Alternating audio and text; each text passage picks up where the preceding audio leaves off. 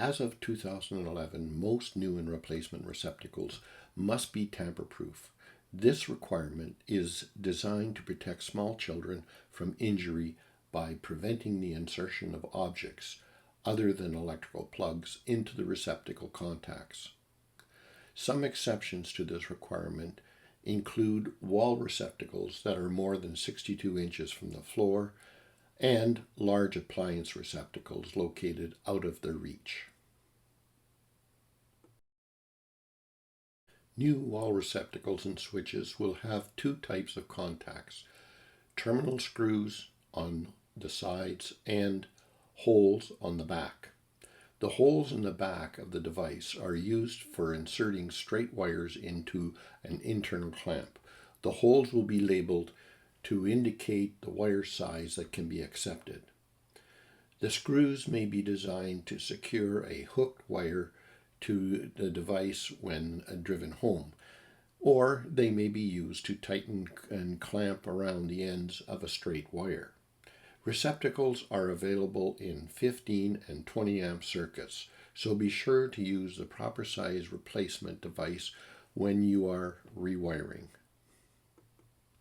In an older home, the devices and wiring may be outdated. You will find receptacles that are ungrounded or even ungrounded and non-polarized. Always use an appropriate type of receptacle to replace the existing one for replacements. For instance, don't replace an ungrounded receptacle with a new grounded one if no ground wire is present.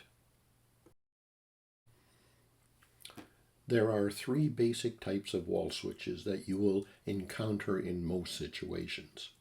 A single pole, single throw, SPST switch is the most common that you will find and can be identified by two screw terminals and, in the case of new devices, possibly a third one for grounding. The electrical schematic symbols for this type of switch are shown here. The second most common type of switch found in a residential building is a three-way switch, also known as a single-pole double-throw switch. These can be identified by three terminal screws and possibly a fourth green screw for the connection of a ground wire.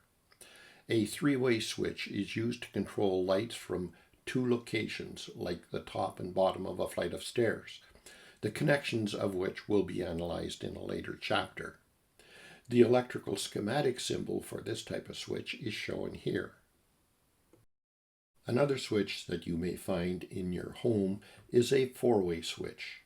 These have four terminal screws and a fifth green one for ground wire.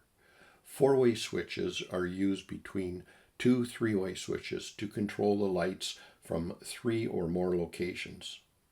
This can be handy if you have a large room with several entrances requiring light control from multiple locations, the connections of which will be analyzed in a later chapter.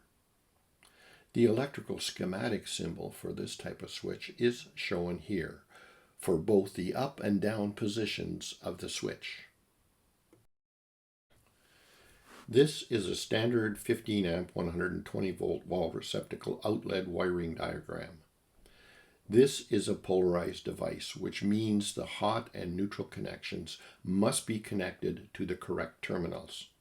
The silver colored screws are the neutral connections and the brass colored screws are the hot connections. A green colored screw is the ground connection, usually found at the bottom of the device. Don't use this receptacle when no ground wire is available. This receptacle can typically be found in living rooms and bedrooms.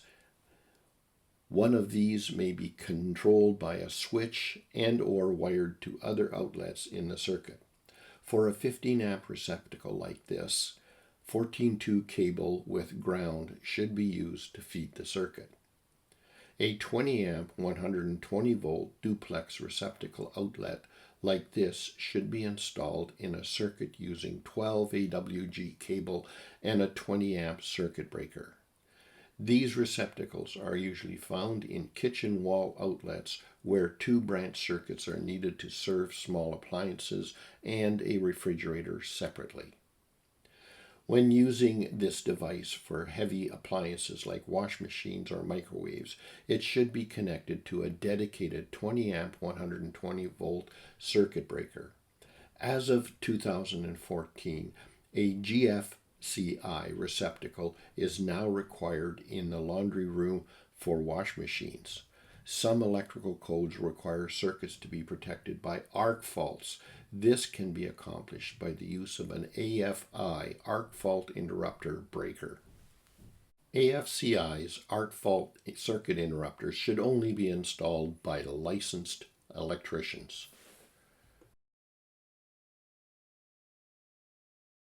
Ready to go beyond just solving problems? If you've been following my daily post and enjoying the sample problems, you're going to love this. All of these problem sets and more are now available, or soon will be, on my official course site, my stand store for electrical training.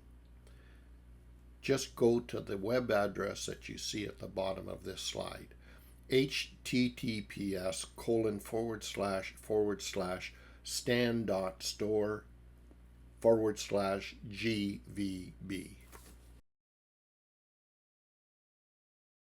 In order to avoid power outages that you may have experienced last year, EcoFlow has a January deal to help you power through winter with no grid, no worries. If you are in the United States, you can get up to 65% off some products, and if you spend $2,500, you will get a 220 watt solar panel free. Furthermore, you can earn an extra 5% off when using coupon code 26EFNYAFF. This offer is only available until January 28th. And all of this can be obtained by accessing this link. If you are in Canada, you can get up to 54% off some products, and if you spend $2,000, you will get a 110 watt solar panel free. Furthermore, you can earn an extra 5% off by using the coupon code 26EFNYAFF. This offer is only available until January 28th. All of this can be obtained by accessing this link.